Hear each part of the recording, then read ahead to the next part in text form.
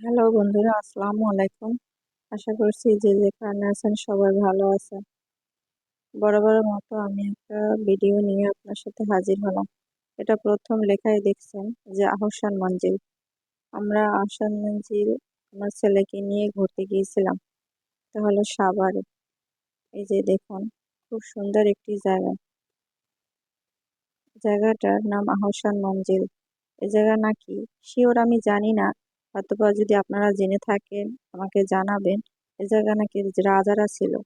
কেউ বলতে আছে রাজারা সবাই নাকি মারা গিয়েছে, আবার কেউ বলতে আছে তারা নাকি দেশ ছাড়িয়ে পালিয়েছে, মানে দেশ ছেড়ে চলে গিয়েছে, পালিয়ে গিয়েছে।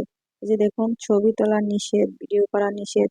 প্রতিটি জায়গায় প্রতিটি স্টাফে তাদের যে বেডরুম আছে, ড্রয়িং রুম আছে, ডাইনিং রুম আছে, এই যে বেডরুম আছে, ড্রয়িং রুম, প্রতিটা জায়গায় সিকিউরিটি বসা থাকে, মানে তারা ছবি তুলতে দেয় না, ভিডিও করতে দেয় না। শুধু চোখে দেখে যাবেন সবগুলো, মানে ক্যামেরাও ভালো না ফোনের, তারপর হলো কাঁচ দেওয়া, প্রতিটি কাঁচ দিয়ে গ্লাসের ভিতরে আটকানো, এই জন্য ক্লিয়ার মতো আসে না। গ্লাস গ্লাস দিয়ে প্রতিটা জিনিস আটকে রেখেছে তারা, মানে কোনো কিছু টাচ করা যাবে না। এই জন্য সব, এই যে সব বসার রুম, এই জায়গায় নাকি রাজারা বসে করতো, কথা কথা বলতো, অবসর সময় কাটাতো। অনেক রাজাগো লোক ছিল, অনেকগুলো লোক ছিল রাজা। তারা নাকি, অনেকে বলে সে তারা নাকি মারা গিয়েছে, আবার অনেকে বলে তারা দেশ ছেড়ে নাকি পালিয়ে গিয়েছে।